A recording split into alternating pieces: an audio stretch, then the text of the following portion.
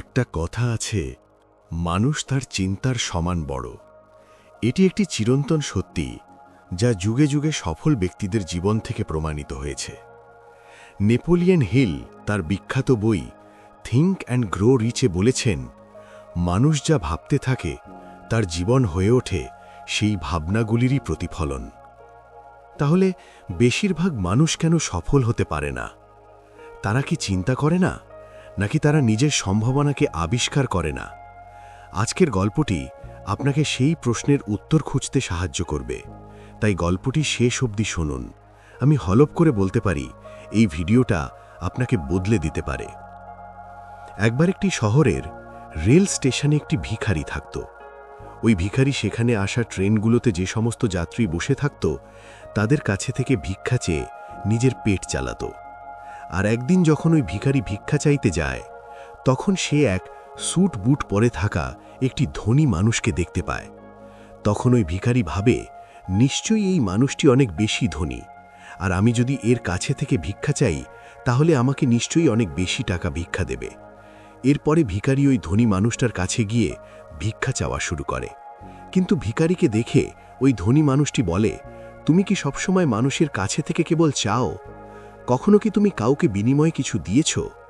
এটা শুনে ভিখারি অবাক হয়ে বলল, সাহেব, আমি তো একজন ভিখারি মাত্র। আমি মানুষের কাছে থেকে ভিক্ষা করে নিজের জীবন চালাই। আমার তেমন ক্ষমতা কোথায় যে আমি কাউকে কিছু দিতে পারবো? এরপরে ওই ধনী লোকটি বলল, যেহেতু তুমি কাউকে কোনো কিছু দিতে পারবে না, তাহলে তোমারও কারো কাছে থেকে কোনো কিছু চাওয়ার অধিকার নেই। আমি একজন ব্যবসায়ী, আর আমি লেনদেনে বিশ্বাস করি। যদি তোমার কাছে আমাকে দেওয়ার মতো কিছু থাকে, তাহলে আমি তার পরিবর্তে তোমাকে কিছু দিতে পারি।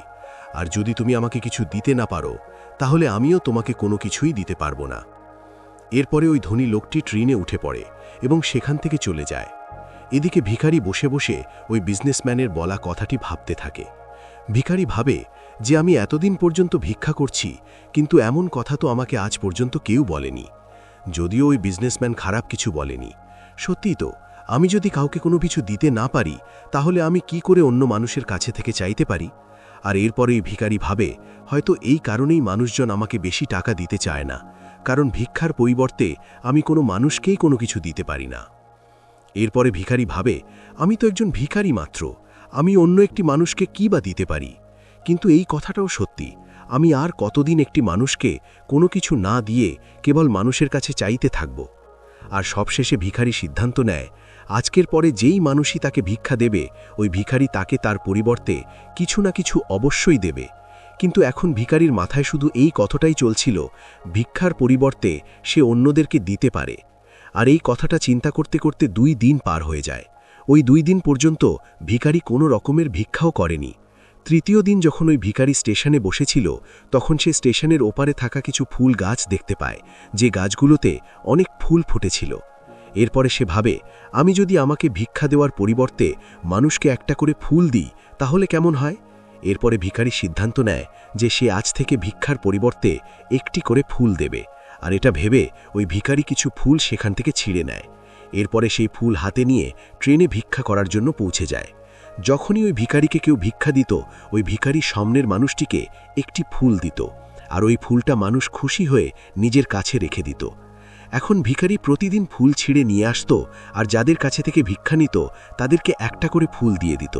আর কিছুদিনের মধ্যে ওই ভিখারি এটা দেখতে পায় যে এখন তাকে অনেক বেশি মানুষ ভিক্ষা দেওয়া শুরু করেছে। যতক্ষণ পর্যন্ত তার কাছে ফুল থাকত, ততক্ষণ পর্যন্ত মানুষ তাকে বেশি বেশি ভিক্ষা দিত। কিন্তু যখনই ফুল শেষ হয়ে যেত, তখন তাকে আর কেউ তেমন ভিক্ষা দিত না। আর এভাবেই প্রতিদিন চলতে থাকে। আর একদিন যখন ওই ভিখারি ভিক্ষা করার জন্য ট্রেনে ওঠে, তখন ওই ভিখারি দেখতে পায় সেই বিজনেসম্যানটা ট্রেনে বসে আছে, যার কারণে সে আজ ভিক্ষার পরিবর্তে মানুষকে ফুল দেওয়া শুরু করেছে। এরপরে ওই ভিখারি দ্রুত ওই বিজনেসম্যানের কাছে পৌঁছে যায় আর বলে, আজ আমার কাছে আপনাকে দেওয়ার জন্য কিছু আছে। আপনি যদি আমাকে ভিক্ষা দেন, তাহলে এর পরিবর্তে আমি আপনাকে কয়েকটা ফুল দেব। এরপরে ওই বিজনেসম্যান ওই ভিখারিকে কিছু টাকা দেয়, আর ওই ভিখারি কিছু ফুল ওই বিজনেসম্যানকে দিয়ে দেয়। ওই বিজনেসম্যানের কাছে ওই ভিখারির এই বুদ্ধিটা খুবই ভালো লাগে, তাই তিনি বলেন, আজ তো তুমিও আমার মতো একটি বিজনেসম্যান হয়ে গেছো। এটা বলার পরই ফুল নিয়ে ওই বিজনেসম্যান স্টেশনে নেমে পড়ে এবং সেখান থেকে চলে যায়। এদিকে আরও একবার ওই বিজনেসম্যানের বলা কথায় ওই ভিখারি আবার চিন্তা করতে শুরু করে। ওই ভিখারি ভাবে যে আমি কি করে বিজনেসম্যান হতে পারি। অনেক ভাবার পরে ওই ভিখারি বুঝতে পারে এখন সেও জীবনে সফল হতে পারবে, কারণ এখন সেও সফলতার রহস্যতা জেনে গেছে। এরপরে ভিখারি ট্রেন থেকে নেমে পড়ে আর জোরে চিৎকার করে আকাশের দিকে তাকিয়ে বলতে থাকে, আমি কোনো ভিখারি নই, আমি হলাম একটি ব্যবসায়ী, আমি ওই ধনী বিজনেসম্যানের মতো হতে পারবো, আমিও ধনী হতে পারবো। আর যখন চিৎকার করে ভিখারি এই সমস্ত কথা বলছিল, চারপাশের লোকজন ওই ভিখারিকে দেখে ভাবছিল হয়তো সে পাগল হয়ে গেছে। আর পরের দিন থেকে ওই ভিখারিকে স্টেশনে আর দেখতে পাওয়া যায়নি। 6 মাস পরে ওই স্টেশনে 2 জন স্যুট বুট পরা মানুষ যাত্রা শুরু করে। দুজনেই একে অপরের দিকে তাকায় এবং একে অপরের সঙ্গে হাত মেলায়। প্রথম ব্যক্তিটা বলল, আপনি কি আমাকে চিনতে পারছেন? দ্বিতীয় ব্যক্তিটা বলল, জি না, আমি আপনাকে চিনতে পারিনি, আমার মনে হয় আমি আপনার সঙ্গে প্রথমবার দেখা করছি। তখন প্রথম ব্যক্তিটি একটু হাসেন আর বলেন, আমাদের এর আগে 2 বার এই ট্রেনেই দেখা হয়েছে।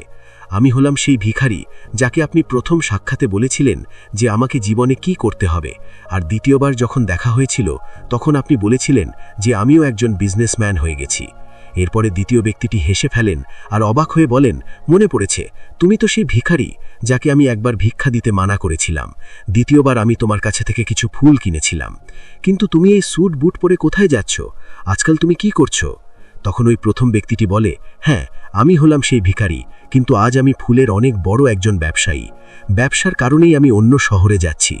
এরপরে প্রথম ব্যক্তিটি কিছুক্ষণ চুপ থাকার পরে বলল, আপনি আমাকে প্রথম সাক্ষাতে যে কথাটা বলেছিলেন সেটা আসলে প্রকৃতির একটা নিয়ম। আমরা তখনই কোনো কিছু পাবো যখন আমরা কোনো কিছু দিব। আমি এটা খুব ভালোভাবে অনুভব করতে পেরেছিলাম, কিন্তু তারপরেও আমি নিজেকে ভিখারি মনে করতাম, আর এর বাইরে আমি কখনোই কোনো কিছু চিন্তা করিনি।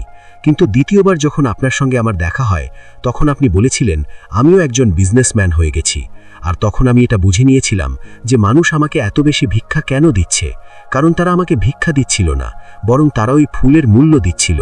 প্রতিটা মানুষ আমার ফুল কিনে নিচ্ছিল, কারণ এর থেকে সস্তায় তারা অন্য কোথাও ফুল পাবে না। যদিও আমি মানুষের চোখে একটি ছোট ব্যবসায়ী ছিলাম, কিন্তু নিজের চোখে তখনও একটি ভিখারি ছিলাম। আর আপনার বলার পরই আমি বুঝতে পারি যে আমিও একজন ছোট্ট ব্যবসায়ী। এরপরে আমার জমানো টাকা দিয়ে আমি অনেক ফুল কিনে নিই আর ফুলের ব্যবসা করা শুরু করে দিই। এখনকার মানুষের ফুল অনেক পছন্দ, আর তাদের এই পছন্দ আমাকে আজ ফুলের অনেক বড় একজন ব্যবসায়ী বানিয়ে দিয়েছে।